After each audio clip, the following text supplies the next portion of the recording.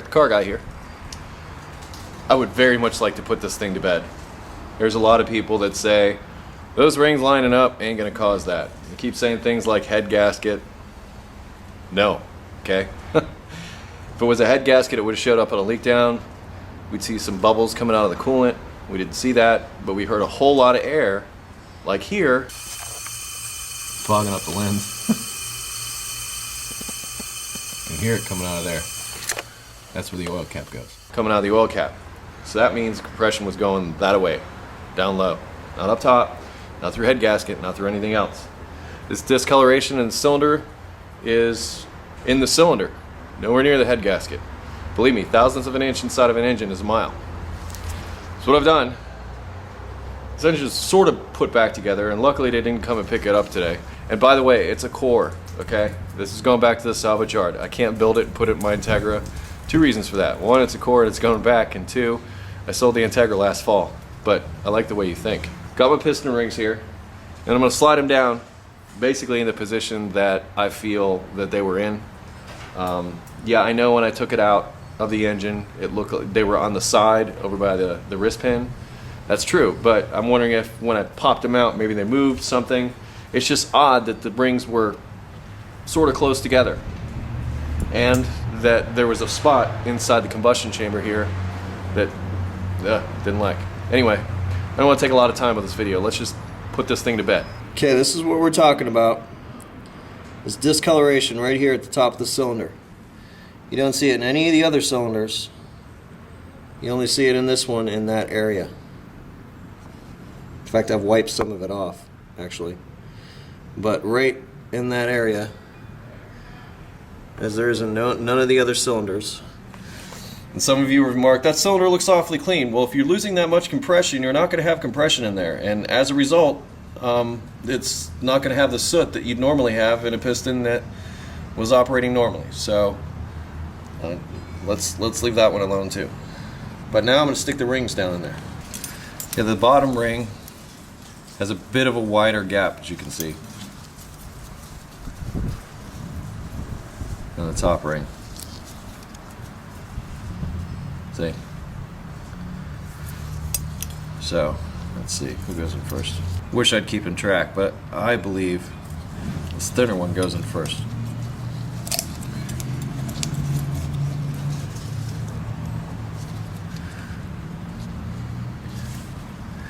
And there was some very...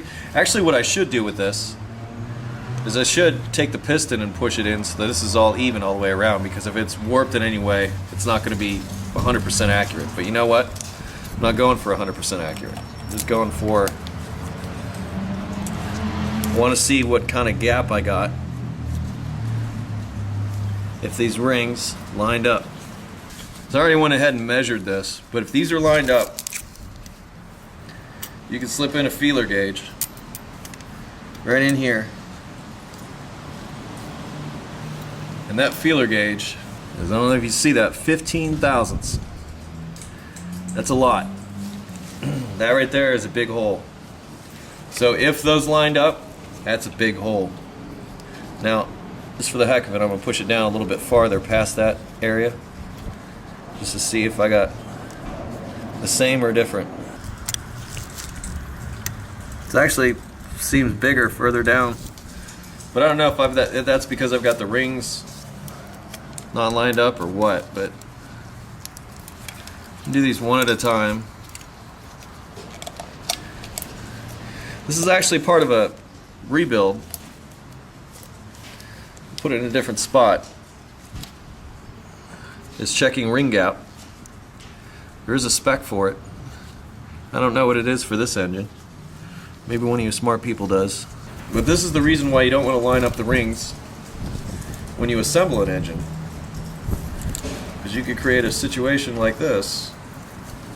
And this is not a good situation. Well, that's even larger, actually. So, I can't seem to slip anything into there, or I don't see any gaps there. I don't know if you can. So I don't see any gaps. Okay, can we be done now? I'm sure there's other things you want me to do, but this is about it. I'm not going to go any farther with this. But as you can see, a gap of 15 thousandths between these rings when placed down inside the hole. And that's just a rough estimate. It could be less than that, more than that, but still, that at least to me seems significant. And if it's lined up as a straight shot, it's a fairly large hole. So between that and maybe the rest of the bores wore out. But I think the most intelligent theory that I've heard so far is that what happened is through lack of maintenance, the oil control rings froze up. They got gummed up with goo and they weren't able to move or anything like that. So they weren't doing their job as far as oiling and scraping the oil off the cylinder wall. At that point, the rings started to get hot.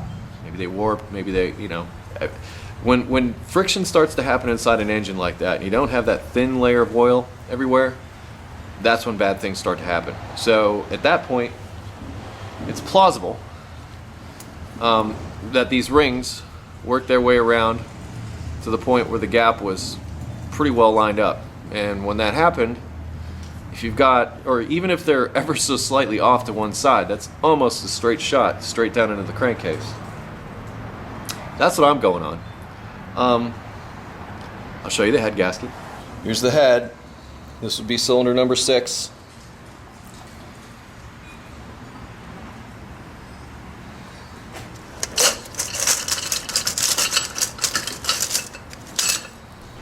There's the absence of the head gasket.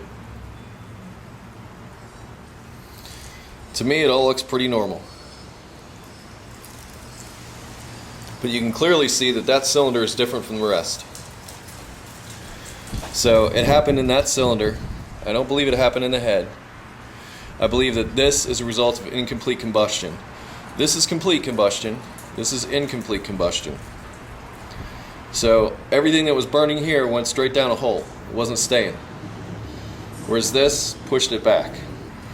There's no evidence on the block around that area that says that there was a head gasket leak that I can see.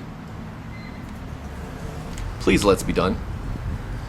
I'm Eric the Car Guy. You can always visit me at EricTheCarGuy.com and feel free to post your comments below.